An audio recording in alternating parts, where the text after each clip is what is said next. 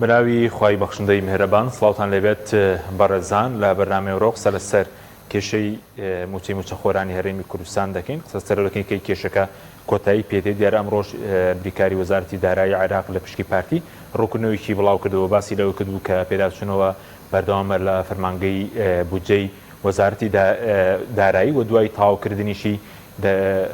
فەرمان بە بەشی ژمێریاری دەکرێت بۆ ڕەوانەکردنی موچەوە بە قسەی خۆی بازدەوە کە هیچ کێشەیەک نییە بۆ موچە و دەنێردرێت هەروە وەزارەتی دارایی عێراقیش دوین لە ڕوونکردنەوەیەکدا ڕەتی کردبوو کە کێشەی پارەی کاشیان هەبێت باسی لەوە کردووە کە مانگانە پێویستیان بە 7 تریلیۆن و 500 میلیۆن ملیار دینارە و لە بەردەستەوە هیچ کێشەیەکیان نیە لە بەرنامەی ئەمڕۆ سەر دواکەوتنی موچەی موچەخۆران لێکەوتەکانی کە 22 ڕۆژە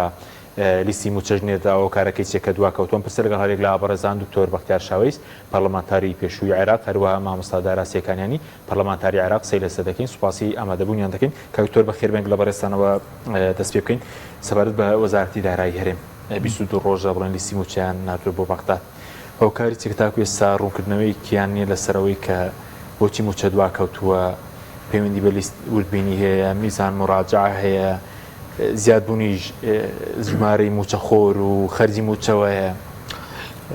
زۆر سوپاس کاک حەکیم سڵاو ڕێز بۆ بینەران لە ڕاستیە کێشەی موچە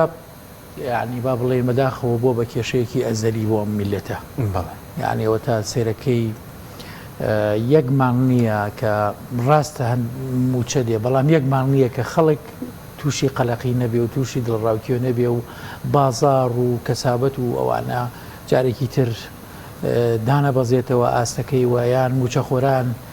کێشەی اقتصادی و دەرونی و هەموو شتێکیان بۆ دروست نەبێتەوە ئەمەش لە ڕاستیەکەیە پەیوەندی بە ئەو ئیدارە سەقەتە و ئەو جۆرە مەحسوبیەت و ئەو گەندەڵیەوە هەبووە کە لە ساڵانی ڕابردوودا لەم سیستەمەیە هەیە لە سیستەمی حکومڕانی لە هەرێمی کوردستانە کە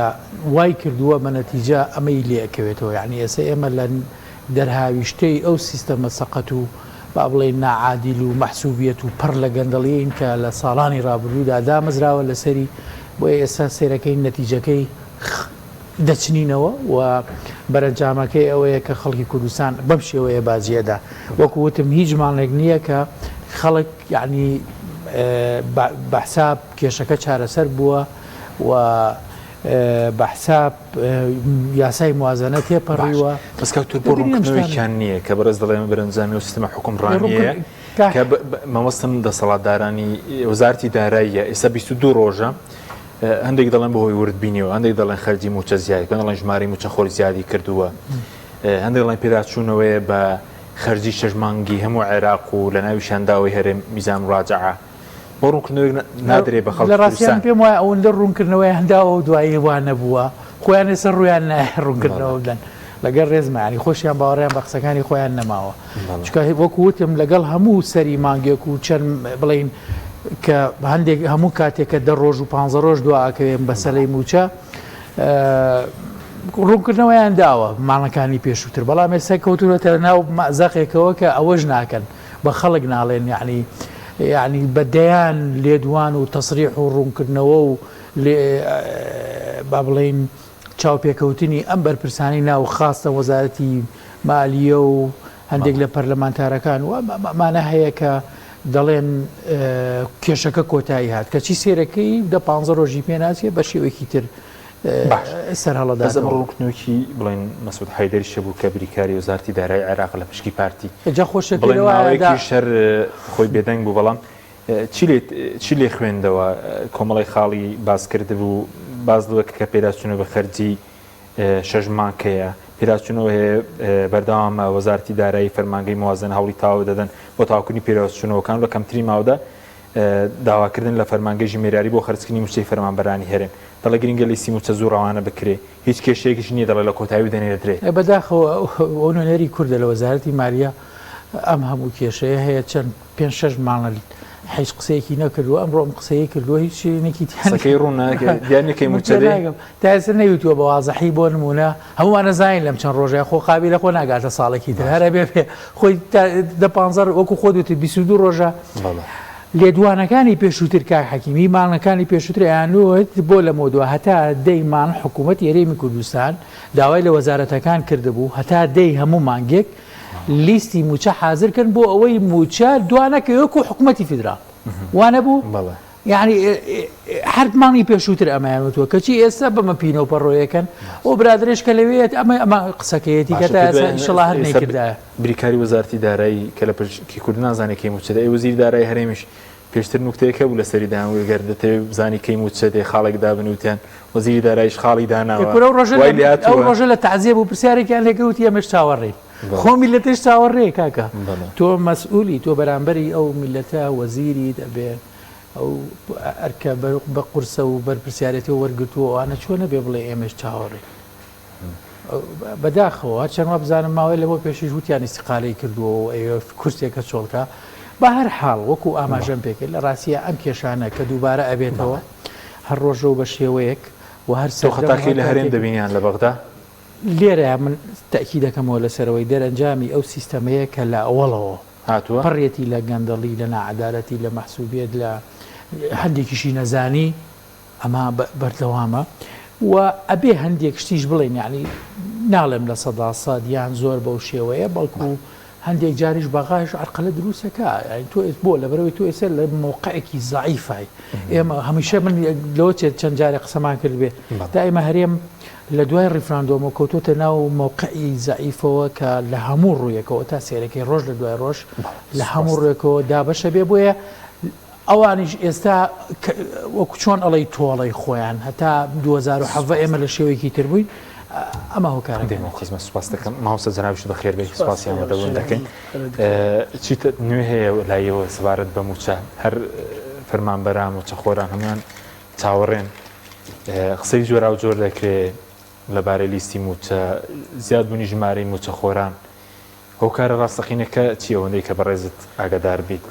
بەناوی خۆی بەخشندەی میهرەبان سواس بە ئێوە سڵاش لە بیسەروبێنە لە بەڕێزەکان بە خراپنی جەنابی کاتیارەکەم بەداخەوە ینی ئێمە توانین بڵین ساڵانێکە هەرێمی کوردستان بە زنجیرەیە قەیرانی یەک لە دوایەکە گوزەرەکە کە پێم وایە ئۆباڵی ئەم قەیرانانەش لە ئەستۆی دەسەڵاتدارانی حکوومەتی هەرێمی کوردستانە بە پلەی یەکەم کە نایانتوانی نمونەیەکی جوان پێشکەشکەن و هێندە هەڵە و پەڵەی ناشرینیاندا بەدەستەوە لە ئەزمموی حکومڕانیە کە دۆخی کوردستانیان بەم ڕۆژە گەیان بەداخەوە ئەوەی کە پەیوەندی بە مەسلەی موچە و شایستەدارایەکانی هەرێمی کوردستانە هەیە بە گشتی ئەتوانم بڵێم دوو پاڵپشتی زۆر باش ئەم ساڵ ئەنجام دران لە بەغان یەکیان بریتی بوو لە بڕیارەکەی دادگای فیدراڵی لە 21 شوباتا کە هەردوو حکوومەت پابەندەکە بێ موچەی فەرمانبەران بدرێت دوو هەمیان بریتە لە یاسای بودجە کە تێپەڕی و بە تایبەتی موچەی موچەخۆرانی هەرێمی کوردستان لە نەفقاتی فعلی ئەوانە دەربازی بوو یعنی کێشەکە چارەسەر بووە لە ڕووی با بڵین یاساییەوە بەڵام ئێستا لە ڕووی تەکنیکی و ئیداریەوە گرفتی گەورەی لە بەردەمایە بە فعلی کەم پێم وایە ئەم گرفتانەش بەشی زۆری هەڵی حکوومەتی هەرێمی کوردستانن یعنی ئێمە ئێستا باس لەوەکایش لە پراوێزی بڕیارەکەی دادگای فیدراڵی سێ خاڵە ئێمە با بین بزانین ئەم سێ خاڵە هەرێمی کوردستان کامیانی جێبەجێ کردو یەکەمیان بریتی بوو لە تەوتین دوو هەمیان بریتی بوو لە ڕادەستکردنی لیستی داتا و زانیاری موچەخۆرانی هەرێمی کوردستان لە کاتی خۆیان و مانگانە بەبێکەم و کوڕی سێمیان بریتی بوو لە ڕادەستکردنی داهاتی نەوتی ناونەوەتی هەرێمی کوردستان من بەداخەوە تا ئەم لە حەزی هەرێمی کوردستان وەکو پێویستیش کاتمێ لەم خاڵانەیە جێبەجێ نەکردو و ئەگەر حکوومەتی عێراقیش یعنی ئێمە باشتەکە بە واقعی بڵێن یعنی ئەگەر لەوانەیە هەر کەسێکی ترش بووە لە جێ حکوومەتی عێراقی هەرمان هەڵوێستی هەبووایە یعنی ئەو تەوتینەی کە ئەوان ئامادە بوون لە ماوەی 2 مانگا چارەسەریکەن بانکە حکوومەتی فدراڵەکان هاتنە پەرلەمانی عێراقی وتیان بە 2 مانگ وتیان لە ماوەی 2 مانگا چارەسەری کێشەی تەوتینەکەی هەرێمی کوردستان هات بۆمێکی بۆ دانا بەناوی هەژماری قسانیان کردووە ئەو کاتە مانگی دوای 3 ڕۆژ وەزیری دارایی دوای 3 ڕۆژ بڕیارەکەی دادگای فیدراڵی هات ئەنجومەنی نوێنەران وتی ئێمە پاڵپشتی بڕیارەکەی دادگای فیدراڵین و جێبەجێ ئەەکەین وەکو خۆی هەر بەم تعبیرەوتی داواکارم کوردەکانیش هاوکارمان بن بۆی کۆتایی بەم چێشە بێنین بەداخەوە کوردەکان هاوکار نەبوون یعنی ئێمە بەواقعی بە تایبەتیش دەسەڵاتدارانی حکوومەتی هەرێمی کوردستان لە سەرەتاوە هاتن تەفسیری هەڵە و موامرە و لێدان لە قوارەی هەرێمیان کرد کە ئایا هەموو منم پرسیارم زۆر جار ئاڕاستی ڕوبڕی خۆشیان کردەوە وتم لە سا پەنجای خاچی هەرێم بە ساعتێک لە دەستاندا ئەوە قوارەی هەرێمی تێکشکاند یان موچەی فەرمانبەران زەمانەتی بێ و مانگانە بۆی بێ ئەمە قوارەی هەرێم تێکشکێنێ بەداخەوە یعنی ئێستا کاکە یەکێک لە بڕیارەکانی دادگای فیدراڵی ئەبێ موچەی فەرمانبەرانی هەرێمی کوردستان ئسوەتەن بە فەرمانبەرانی عێراق بێ و بیما فيها خانەنشینانیش ئێستا لە هەرێمی کوردستان ماوەی 33 ساڵە موچە لە خانەنشین نەبڕێ دینارێک لە سنووقی خانەنشینی هەرێمی کوردستانە نییە یعنی ئەمە پێڵن ئەزمموی حکومڕانی یان ئەزمونێکی تاڵانی و بەداخەوە پڕ لە هەڵا تۆ دەست بۆ قوتی پاشەکەوت کراوی خانەنشین بەری کە ئێستا بۆ منە بەغا گەرداوای ئەم سنووقە بکە بڵێ چیتیایە بۆی موچەی خانەنشینی هەرێمی کوردستان وەکو عێراق بدەم یعنی لە کاتێکە مانگانش هەموو فەرمانبەرێک لە هەرێمی کوردستانە هەمومان نەزانین لە ساعت چەندی لێ بڕاوە ئەمە یعنی ئێمە ئاڵین خۆزگە هەڵەکان لە لای عێراقەوە بوون پەنجەی تۆمەتمان بۆ عێراق ڕامجارەکە دوواکەوتەوە بەڕێز باس لە ڕووبەرەکەی دادگای فیدراڵی و پاڵپشتی یاسایی هەیە لە بوجە مانگانە زیاتر لە خەرجی موچەکە 965 میلیارد دابین کراوە ئەی ئێستا کە 22 ڕۆژە ڕۆیشتووە چیە ئێستا کە دواکەوتووە جارە یعنی ئەمە یەکێک لە معجزەکانی هەرێمی کوردستان یەکێک لە کارە سەیر و سەمەرەکانی هەرێمی کوردستان لە 2014 تاعینات نییە خانەنشین بەردەوامە کەواتە ئەبێ ژمارەی فەرمانبەران یعنی با بڵێن دابەزێ ئێستا لە 915 ملیارەوە گەشتە 950 ملیار دینار موچەی بۆ لە ماوەی ئەم دوو مانگەیە هەردوو لایانی دەسەڵات چەند کەسیان تاعین کردووە لە هەرێمی کوردستان کە لە کاتێکا تاعینات نییە دامەزراندن نییە ڕۆژە ناویان نهێنار ڕۆژە کۆدیانە نارد یعنی من پێم وایە بەڕاستی دەسەڵاتدارانی هەرێمی کوردستان زوڵمێکیان لەم خەڵکی کوردستانە کردووە کە بە درێژایی مێژوو بگەڕێ بڕوا ناکەم حکوومەتێک دەستکەوێت لەسەر گۆی زەویە ئاوا هاوڵاتیانی خۆی چەسان بێتەوە شکۆی تێکشکان بن ساڵی وا هەیە 4 موچەی داوە بە فەرمانبەران ساڵی 2020 5 جار موچەی داوە بە فەرمانبەران بە لێبڕینەوە کە لێبڕینەکان کۆکەیتەوە کاتە موچەیەک 4 موچەی داوە بە فەرمانبەران لەکوێ دنیا حکوومەتی وا هەیە یعنی بەداخەوە ئێمە ئاڵین خۆزگە کەم تەرخەمیەکە لای حکوومەتی عێراقی و بۆ ئێمە هێرشوانکردنی خوان جێبەجێ کردو مامۆستا وەزارەتی دارایی عێراق تا ئێستا تەوتین کراوە لە هەرێم تا تەوتین کراوە لە هەرێم نەکراوە بەس ئایا لە مانگی دووەوە هەتاکو ئێستا مانگی 6 مانگی 7 موچە هاتوویان ناتوە بەس حەوت یعنی ئێمە مەسئولین بەرامبەر بەخوا و بەرامبەر بە خەڵک ئەبێ ڕاستیەکانیان پێ بڵێن یعنی ئەو حقەتە ئایا فەرمانبەرانی هەرێمی کوردستان لە ماوەی مانگێکە دوو جار ئەو موچەی دواکەوتەکانیان بۆ نەهات موچەی دووسێ بەڵام تۆ ئامادە نەبی نە لیست بنێری نە تەوتیم بکەی نە داهات ڕادەستکەی نەوت بە قاچاق بفرۆشی ڕۆژ لیستێکی پڕپەڵە هەڵە بنێری بۆ بەغا ئێستا لە ماوەی دوو مانگە نزیکەی وەک باسێکن لە 20 بۆ 30,000 کەسی تازە دامەزراوە لە کاتێکا دەیان دەرچووی زانکۆپەی مانگەکان لەسەر جادا ئەسوڕێتەوە بێکارە و ئەڕوا ملە نێتە هەندەران و لە دەریاکانە ئەخینچێ یعنی ئەبێتە خۆراکی ماسیەکان ئایا ئەمە پێ من ئەڵێم ئەبێ بگەڕێی لە دنیاە خەڵک کۆکەیە و خەڵکی پسپۆر نایە بدۆزنەوە بۆ ئەم دەسەڵاتە ئەمە حکوومەت نییە حکوومەت ئەگەر قرار بێ لە خزمەتی خەڵکا بێ ئەگەر حکوومەت قرار بێ کارەکانی بۆ بەرژەوەندی هاوڵاتیان بێ لێرە بیرەکەنەوە چی لە زەرەری هاوڵاتیان و موچەخۆرانی هەرێمی کوردستانە پەنا بۆ ئەو بڕیارە بن بەداخ سوپاس دەکەم کەوتۆ ئەی چارەسەر چییە بۆم بارودۆخە دەبێت لەکوێوە چارەسەر بکرێ مادەم ئێستا لە وەزارەتی دارایی عێراق بە ئەرکی کێیانێ چارەسەری بکاتم وڵی خۆی چارەسەرەکە یەک کشتێ لێرەیە بەجددی وەزارەتی دارایی هەرێم و خۆی ئەرکی حکوومەتی هەرێمی کوردستانە بە هەموو بە دارایی و بە هەموویەوە بەڵام ئەڵێ بەردێک نەزان میخاتە گۆمێکەوە بە 100 زار نایەتە دەرەوە ئێمە کەوتونێتەوە ناو ئەم وەزعەوە ئەم بەردەی کە تێکراوە لە هەموو شەو باسمان کردووە لە دوای مەسەلەی ئابووری سربەخۆ و ڕێکەوتن نامی 50 ساڵە و ئەمانە و دوایەوەی کەیتر ئەیانۆ دێمە بەغا تەلاقی بینەجیرانێکی تر و ئەمانە لە دوای ئەوە وردە ئیتر ئەم نەزانانە یان بە ئەنقەسیش تاوانێستا تا تعینکردنی 30,000 کەس بە ئەنقەز لە کەسی خۆیان وەمانە ئەمە نەزانی نییە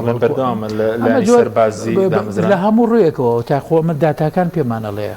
خۆمە ناشارێتەوە شتێک نییە تۆ عین لە ماوەی مانێ دوو ماناتۆ لە 950 ملیارەوە ئەچێتە نزیکەی تریلیۆنێک یان 970 مانە ئەمە لە چییە بەچی زیایی کردووە لە کاتێکە خەڵک خانەنشینە بێ خەڵک وەفاتەکاتیشی ئەمە ڕۆژانە ئەم شتانە هەیە و لە کاتێکی تریشدا هیچ پرۆژەیەک یعنی پرۆژەیەکی وان نییە کە تۆ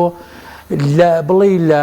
پارە لایە بەخیناکە ئاگەشتێکی پێ بکەن ئایسا بڵێ بۆ لە سلێمانیا سێ پرۆژە کراوەوە لەماوەی ئەم چەند ساڵی هەر سێ پرۆژەکە سەرمایه‌دار کردوێتەوە کاک نە لە داهاتی ناوخۆ کراوەتەوە نە لە داهاتی حکومەت سەداتی ناوخۆ چی لێ دێبن وەڵاهی ئەوە خۆیان نزان چی لێ باشە ڕۆژانە ئێمە لە ماوەی پێشووە تقریبان هەفتەیە لە ڕۆژەوە پێشە بێت زۆر بەوە مفەسەلی کە تەقریرەکەی ڕۆیتەرس ئەڵێ ڕۆژانە چەند هەزار بەرمیل لە ڕێگەی تەندکەرەکانەوە بە قاچاقڕوات ئەمە چی لێت باشە ئەی داهات ئەم هەموو باج و سەرانەوە هینەکە ئێستا لەم خەڵکەی وەرەگرن یعنی 662 جۆر باجیان لەسەر خەڵک زیاد کردووە لە ماوەی ئەم چەند ساڵی پێشووتردا باشە ئەمە ئەو جگەلەوە لە باجەیە لە سەدا 100 زیای کردووە لە سەدا 150 لە سەدا 200 زیای کردووە مەسلەی باجی خانوبەرەیە کڕین و فرۆشتنی خانوو هەروەها باجی تا خۆڕشتنیشیان داناوە قەتعی سەر دوکانەکان ئەی ئەمانە چی لێت یعنی تۆ ئەوە لێگەڕێ باشەوە حکوومەتی عێراقی لەگەڵ تۆ کێشەی هەیە طبعاً کێشەکەش وەکوتم زۆر بەهێرە زۆری ئەوەیە کە ئەو گەندەڵی و مەحسوبیت و ئەو نەعەدالەتێکە هەیە و ئەو نەزانیەی کە کراوە ئەم قەسی ئەمانە هەمووی لەلای ئەم هەموو داهاتە باشە ئێستا حکوومەتی ئەبووە حکوومەتی هەرێمی کوردستان ئەگەر هەموو موچەی فەرمانبەرانیشی نایە با لە یەکی هەشتەوە دەسی پێکردا ئێستا نیوەی زیاتری با لەم داهاتێ باە باشە ئەوە مەسلەی باجەکە بیرمان نەچێ ئێستا چەند ساڵە دەستی خسوەتە بینەقاقی خەڵک بەڵام لە کەنزیک بۆتەوە لە هەڵبژارنی پەرلەمانی کوردستان دێت وڵا هەندێ باجە ڕائگرێ یعنی من تێ ناگەم ئەم مازەلەیە چییە لەبەر ئەوە بۆ ئەوەی وەڵامی جەنابەت بمەوە کە ئەڵێی حەل چییە حەل وەڵا نازان مەگەر خۆی گەورە خۆی ئەوە بکە بەڵام ئەوەش هەیە خەڵک بێ وشیار بێ حەلی ئەم خەڵکە چیە لێرەیە تۆ هەموو انتخاباتێک ڕۆی هەمان کەس هەمان دەموچاو دەنگیتەوە بەچی گۆڕانکارێکرێ خۆ نە بە عسکەرتاریەتەکرێ نە بە ئینقلابەکرێ نە بە شۆڕشی ئەوە کرێ هەرەوەیە کە دەرفەتێکە کە لە یعنی ئەو دەنگە ناڕزیانە بەردەوام بێ و دژی ناحەقی و نەعەدالەتی و زوڵم و زۆرداری سوپاس دەکەم مامۆستا دارەباسی خانەنشینان کرد وەکە یەکەم جارە بڵێن لیستەکانیان بە هاوتاکراوی چۆتە باغدا بەزە و کێشەی کە هەیە بۆ هاوتاکردنیان بەم زوانە چارەسەر دەکرێت چونکە بازەکە پێویستی بە 7 میلیارێک بێ و کاتە خەرجیلیستی موچە بەرز دەبێت بۆ تریلیۆنێک و 20 میلیارد چونکە ئێستا 950 سندوقی خانەنشینی وەکو بەڕێز هیچی تیان نییە عێراق داوای دەکا چارەسەر دەبێت ئەگەر ڕێکارەکان تەندروست بوونایە داتەوە زانیاریەکان وەکو پێویست بوونایە سیستەمێکی ئیداری سەرکەوتوو بە لە هەرێمی کوردستانە پێم وایە هیچ گرفتێکی نەبوو بۆ چونکە بڕیارمان هەیە کە ئەبێ موچەکانیان بدرێەوە بۆ شەوەی هاوتایش بدرێ بەڵام لە کاتێکا تۆ لیستەکەت وەکو پێویست نییە و هەروەها وەکو وتمان سندوقی خانەنشینیش کە ماوەی 33 ساڵە لە هەرێمی کوردستان پارە لە موچەخۆران و فەرمانبەران بڕاوە هیچ داهاتێکی تیان نیە یعنی ئەمە گرفتە بمانەوێیان نەمانەوێت لەبەر ئەوە یعنی حکوومەتی هەرێمی کوردستان ئەکرا بەڕاستی ئەگەر لە ڕابردووشە ئەم سندوقە کە هەر هیچی تیانە بوو ئەکرەوە پلانێکی هەبووایە بەتایبەتی دوای ئەوەی کە پێی وابوو ئابووری سەربەخۆ لە هەرێمی کوردستان شکستی هێنا و تووشی قەیرانێکی گەورە بوو خەڵکی کوردستان ئەکرا ئەو نەوتەی ئەیفرۆشت لە سادەی لە سا 20 دانایە بۆ ئەم سندوقی خانەنشینی و ئێستا ڕوبەڕۆی ئەم گرفتە سەختە نەدوای ئێمە چۆن چارەسەر دەبێستەکە عێراق داوا دەکە کە ئەو پارەی سارنووسی پارەی و سندوقە دیاری بکرێت دەبێت لەکوێ ئەم پارەی بخرێتە سەر یعنی هەرێمی کوردستان دەتوانن هەرێمی کوردستان پارەی عێراقیش پێم وایە قەرزار بێت چونکە لە ڕابردووە لە ساڵی ڕابردووە هەندێک جار بە سولفە و هەندێک جار بە تریلیۆن لەبەرەوە داهاتی هەرێمی کوردستان و عێراقیشی لەبەردەستە بە جۆرە لە جۆرەکان ئەتوانێت بە هەر شێوازێک بێ لە هەرێمی کوردستان ئەو پارەیە ببڕێ بەڵام دوجار ئێمە حکوومەتی هەڵی کردووە بێ هاوڵاتی هەرێمی کوردستان باجەکەی با کێشەکە لەوەیە حکوومەتی هەرێمی کوردستان ئابووری سەر بەخۆی ڕاگەیاندووە و سیستەمی ئابوورێکی هەڵی هێنا کارەوە ئەوە نەوەکانی داهاتوومان ئێستا قەرزار بوون لەبەرەوە بە دڵنیاییەوە من پێم وایە چارەسەر هەر ئەوەیە حکوومەتی هەرێمی کوردستان کۆتایی بەم یاریە ناسازە بێنێ کە یاری بە قوود و بژێ و ژیانی هاوڵاتیانی هەرێمی کوردستانەکە لە سەرەتاوە بە بڕیارەکان ڕازی بووایە ئەوە ژمارەی بکردایە و داهاتی ڕادەست کردایە لای کەمی ئەم موچەی ئێستای فەرمانبەران ئاوا هەر ڕۆژەی یاریان پێ نەکرێ وەرمانگە دوانەکەوێ و ڕۆژی هێزە ئەمنیەکان و ڕۆژی وەزارەتی کارەبا و ڕۆژێ ئەین لە کاتی خۆیان مانگانە بێ یعنی ئەوەی کە ئەڵێن لە عێراق نەختینەنی عێراق یەکێکە لە وڵاتانی کە ئێستا داهات و دراوی زۆر باشی لە بەردەستای هەم لە ڕووی ئاڵتونەوە هەم لە نرختینەوە و هەم وڵاتێکە سندوقی دراوی دەوڵەتی مامەڵی لەوەی کە هەرێم پەیوەندی بەوە نییە دواکەوتنی موچەکەی ئەوەی هەرێم ئێمە وەزیری دارایی کە هاتە پەرلەمان ئەم پرسیاری لێکرا پێشتر پێش ئەم حاڵەتە باسی موچەمان کرد وتی موچەی ساڵی 2024 هەمووی زەمانەتە و کێشەیەکمان نیە هیچ لەبەرەوە پێم وانە کێشەی پێش ڕوکنەوەیاندا بوویان کێشەمانی و 7 تریلیۆن و پێم وانە کێشەیان هەبێ بەڵام کێشەکە لە ڕووی ئەمەیە کە بەداخەوە حکوومەتی هەرێمی کوردستان وەکو پێویست ئامادە نییە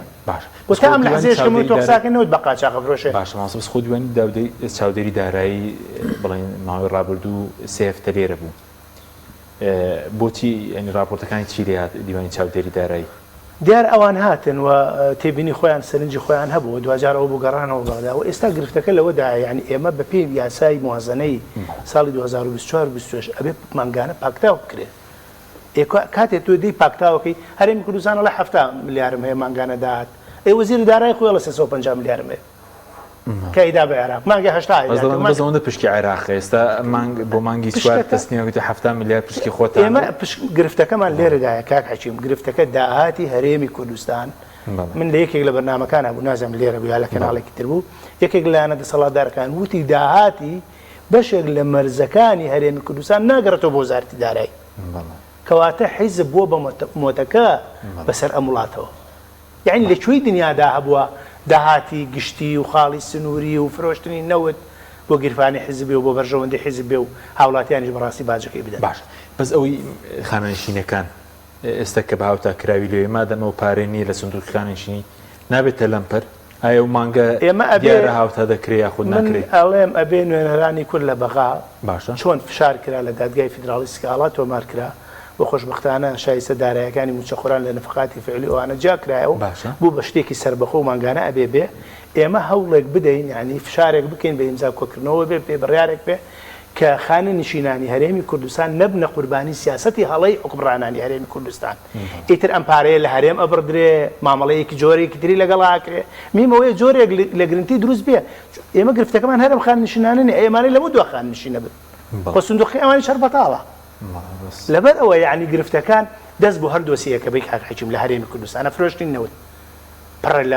لە ناشەفاف و ناڕوونی و وێرانی گەندەڵی دەست بۆ فەرمانبەرانە بێ بە هەماشەوە دەست بۆ خاڵە سنووریەکانە بێ یعنی دۆسیەیەک نییە کە ئینسان سەری پێی بەرز بێ ڕووی پێی سوور بێ بێ باسی بکە ئێمە لە شوێنێک بوون لە لیژنەیەکی پەرلەمانە دانیشتین پرسیارێکیان کردوتیان هەرێمی کوردستان میزانەی ساڵانەی چەندە یەک ئەندامی پەرلەمان وڵە 9 ساڵە بودجەی نییە هەرێمی یعنی ئێمە ماڵێک بودجەی نەبێت تووشی شکست و سەر لێ شەواوی و سەرگەردانی نەبووە بڵێن وتمان 9 ساڵە لە هەرێمی کوردستانە حکوومەتی هەرێمی کوردستان بودجەی نییە بە میزان کە میزانێ نەبوو میزانشتە حکوومەکە ئەو کارە ساتەژ ڕوو لە خەڵک سپاس دەکەم کەوتووە سەبەر بە خانەشین ئەگەر کۆمنتێک دوش لەسەر ئەو میزانی مڕاجع و یەکەی ژمێریاری و ئەوانە راپۆرتەکانی دیوانی چاودێری دارایی عێراق کاریگەری دەبێت لەسەر ڕاستکردنەوەیان وڵی مانگی ڕزگار بێ لەوەی کە حەکی من پێم وایە عێراقیشگیری خوارەوە دەست سیستەم یێڕێەوە یعنی بەچی چاکێکە ینی تۆڵێ ڕاستکردنەوە چۆن ڕاستی کاتەوە ئەو هەموو ساڵە ئەو هەموو دزی و تاڵانێ کراوە پارەکە دیار نییە ینی ئێستا ماوسادارە باسیینی کرد کورە سنووقی شێرپەنجە پارەکەی خوراوە سنووقی شێرپەنجە ئەوەی خەسخانەی هیواوانە نازانم بە چەند ملیارێک بوو ئێمە لە دەورەی پێشترمە لە لیژنەی سەحە بووم لە پەرلەمانی عێراق بەڵێ تازە ئەم ئەزمەی مالیە و موچە بڕینوانە 2015 بوو ئەو کاتە لەگەڵ ئەم برادرانی ئێرە لە سەحەدانیشی لەگەڵ خەسخانەی هیوا بەداخەوە ئەو کاتە باسی وایان کرد کە نازانم 1 ملیۆن دلار 2 ملیۆن دلار شتێکی وایە سنووقی شێرپەنجە پارەکەی دیار نییە نازانم باقێک بردبووی نات بووە والحاصل پارەی شێرپەنجە بخورێ هی نەخۆشی شێرپەنجە ئەبێ ئیتر تۆ چی دڵێکی بەوە خۆش بێت کە ئەم سیستەمە بەچی چاک بکرێت لەبەرەوە دیوانی چاودێری عێراق چی ئەکا من بە نەتیجەم پێم وایە لەبەرەوە بخاستن سوودانی خۆی نایەوێت گەرم و کێشەکان قوڵ کاتەوە لەگەڵ حکوومەتی هەرێمی کوردستانەوە من پێم وایە سوودانی زۆر مرونەتی نوان خاتریان دەگرێت زۆر خاتری گرتوون و دایمەش قەناعەتم وایە ئەگەر سوودانی نەبێ کەسێکی تر بێ ئەم مەرحلانە ڕاستە لەوێ قانون و یاسا و قرارەکانی محکەمەی اتحادی بە تایبەتی لەسەر جیاکردنەوەی بڕیارەکەی ئینفاقی فعلی ئەومانە زۆر مهم بوو بەڵام بەڕاستی سوودانیش مرۆەتی نواندووە یعنی ئەو پیاوە هەر پێشتریش کە لەگەڵمانە ئەندام پەرلەمان بوو و پێشەوەش وەزیر بوو لەوانە زۆر مرۆەتی هەبوو بەرامبەر بە قەزەی کوردی بەڵام هەموو شتێکیشی پێ ناکرێت زۆر هەر لە ماوەی پێشووتر بوو کە هێشتا بڕیاری محکەمە دەرنەچوو بوو قسەیەکی هەبوو کە بە ئەگەر هەر خۆم بێ پارەکە ئەنێرم شتێکی لەو بابەتە زۆر جاریش ئێستا بینین کە تەیف سامی ئەها کەسێکی سیاسی نییە بەس کەسێکی تەکنۆکراتی ناو مەجالەکەی خۆیەتی وانە ئەترسێت حەزەرەکە سا هەفتەی پێشتریان نەخۆشە ئەمان و هەموو کوردە بە شەفاعەتی بۆ بکە بۆی زوو چاک بێتەوە تۆ سێریە بەڵام سوودانی لەبەرەوەی خۆی خەڵقوڵایی ناو وەزعەکەیە بەس لێرە پرسیارەکە وەیە ئێستاکەی سوودانی ئێمە بەتەمای سوودانی بین ئەبێ دوعا بکەین یا خۆی گەورە ئەگەر لە سوودانی بە هیچی لێنە یان جارێکی تر ببێتەوە بە سەرۆک وەزیران و ئەوانە لەبەر ئەوە چارەسەرکردنی ئەمانە باشە لە دیوانی چاودێری عێراق دەتوانێت چاکیکە پێم وایە بە نەتیجە هەر چاوێکی لێ ئەلوخێت چونکە یعنی درزەکە لە یەک لاوە نییە سەقەتیەکە لە یەک لاوە بە پێی راپۆرتەکانی دوێنی چاودێری دارێک لە خەلەلی زۆری تێدایە هەندێک شوێنی مراجعاشی نەبێ خەرجی مانگانی نەزانرێ لە چیدا خەرجکە تۆ بوجەت نییە 9 ساڵ یاسای بوجە نییە لە وڵات هەیە ئیتر میزانی چیشتی چیارێکەوە بە ئارەزوی خۆی بە ینی شخصی خۆی ئەم پارانە سەرف کراوە لەبەر ئەوە من پێم وایە حکوومەتی عێراقی بە کۆمەڵی ئەعتیباراتی ئیقلیمیتیایە ئەعتیباراتی سیاسیتیایە و ئەعتیباراتی ناوخۆی هاوکێشەی ناوخۆی هەرێمی عێراقی تایە ئەمانە ڕەنگە ئەمە مۆزوع سەد بێ و بڕوا یعنی ڕەنگە ماڵی حەوت بێت ماڵی هەش بێت و ئەوانە بەس ئەمە بەب شێوەیە بەردەوام نابێت ئەم پینە و پەڕۆیە نابێت لە حکومڕانیە بەڵێ ئەندە بێلیسەکان ڕاست بکرێنەوە ئەبێ هەمووی جا بکرێ مەسەلەی تەوتین کاکە لە مانگی دووە تۆ بڕیار بۆ دەرچوو ئەبێت تەوتین بکەیت ئەوە بووە هەر بە بڕیاری سوودانی بووتی کاکە بۆیانە لێرین با دەست پێ بکەن مەرج نییە تەواو بێت تەوتینەکە باش ئێستا چەندێکیان کردووە ئێستا بپرسە لە وەزیری تقریبا 5 مانگە بڕیارەکە نزیکی 5 مانگە دەرچووە بڕیار 5 مانگە دەرچووە نازام لە ملیۆنێک و 200 لە چوارچێوی هەژماری من 500یان کردووە ئەوە ماوەیەکی زۆر هەرکێشە لەسەر هەژماری من کێشەی هەموو میلەتی کورد بچوو کراوە لە هەژماری منە ئەو هەژماری منیش بڕیارێکیان بۆ دەرکردن ئەها ناڵێم ئەوان مرونەتەنوێن بڕیارێکیان بۆ دەرکردن بۆ ئەوی تەساؤلێکی تیابێت لە مەسەلەی هەژماری منە اینجا دوایەوە یعنی مەبەستم لەوەیە ئەم مەوزوعانە ڕەنگە بە هەموو کۆمەڵی ئەعتیبارات وەکوتم هەر لە ناوخۆوە بۆ دەرەوە و ظروفی منتیقەکەوانە یعنی وا بکا کە ئەم بڕوات یعنی بۆ نزیک بوونەوەی پارتی لە ئێرانیشەوە سەردانەکەی نێچیروان بارزانی بۆ لای خامنەی و لە تاران و ئەوانە ڕەنگە هەندێک ئەوەی کردبێتەوە چکە خۆمان نەزانینەوەی کە لە بەغا حکومەکە هەر لە محکەمەتەوە بۆ پەرلەمان و بۆ حکوومەت و بۆچی ئەوانە کیە زاڵەتیایە و کاریگەری ڕاستەوە خۆیە مەسلەی ئەوەی ئێرانەوە ئەو هێزانەیە کە لەوە نزیکن بەس ئایا ئەمە تاکەی نەبێت لەبەرەوە بێت لە بنەچەوە چارەسەر بکرێ لە ڕیشەوە ئەم کێشە گەورانەی ئەو بەردەی کە نەزانەکان کە با بڵێن ئەتوانم بڵێم ئاشتی هەورامی کە ئەندازیاری ئەم وێرانەیە کە بەسەر ئەم میلەتایەنەوە و بە پشتیوانی نێچیروان بارزانیش من لە کاتی خۆش شاوتومەکە لە پەرلەمانی بووم ئەبێ حەقیقەت بڵێن ئەتا ئەو نەزانیە چارەسەرەکرێ زۆری ئەوێ ئێستا خەڵکیشەوە تا باجەکە لەم کابینیشین سنگاوی نەنجا بۆ ڕاستکردنەوەی نەوت بێ ویستی موچە بێ وایە ئەزانی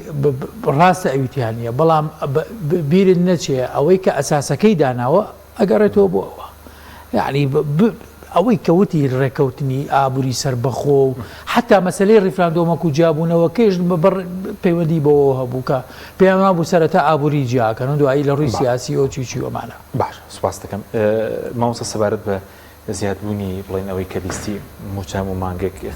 فەرمانبەران زیاد بکە سەبارەت بەوانەیە کە خانەنشین دەبنێت سەر پێشتر لێدوانێکی بەڕێوەبەراتی گشتی خانەنشین هەرێمە بوو کە ساڵانە 5,000 کەس خانەنشین دەبن یعنی لە چەند ساڵی ڕابوون و لەم کابینەیە دەبێت 25,000 کەس خانەنشین ببوون ئەم زیادبوون هەمووی لە ڕیزی هێزانینەکانەوەی کە باز دەکرێت زیادبوونی دامزرانی تازە ئەتوانین بڵێن گرفتەکە لەوەدایە نهاتون بۆ نەفۆرمێکدا بنین بۆ ئەو خەڵکە بەپێی پێویستی وەزارەتەکان بێ يعني لەمەشە جۆرێک لە میزاج و جۆرێک لە بەرژەوەندی حیزبی زاڵ کراوە بەسەر بەرژەوەندی دام و دەستگاکانی حکوومەتی هەرێمی کوردستانە. يعني گرفتەکە لەوەدا ئێمە هەمومان زانین وەزارەتی تەربیە ئێستا لە قەیرانیش قوڵایە بە حکمی ئەوەی ژمارەیەکی نزیکی باز لە 35,000 گرێ بەست دەکرێت بە هەموو وەزارەتەکانی تر بەڵێ بە هەموو وەزارەتەکانی تر باز لە 28,000 کرێت. ئیتر لە نەخۆشخانەکانەوە بیگرە هەتا وەکو وەزارەتی کارەبا ئەگری وەزارەتی شارەوانی ئەگری ئەم ئەکرا یعنی بۆ نمونە کە هەر خەڵکیش دامەزرێنی تۆوەرە لەم دام و دەستگا مەدەنیانە بەڕاستی کەواتە یعنی ئەمان بەداخەوە بە تایبەتی کە بەرەو هەڵبژاردن ئەڕۆین جۆرە لە جۆرەکان بۆ کەسبکردنی دەنگی هاوڵاتیان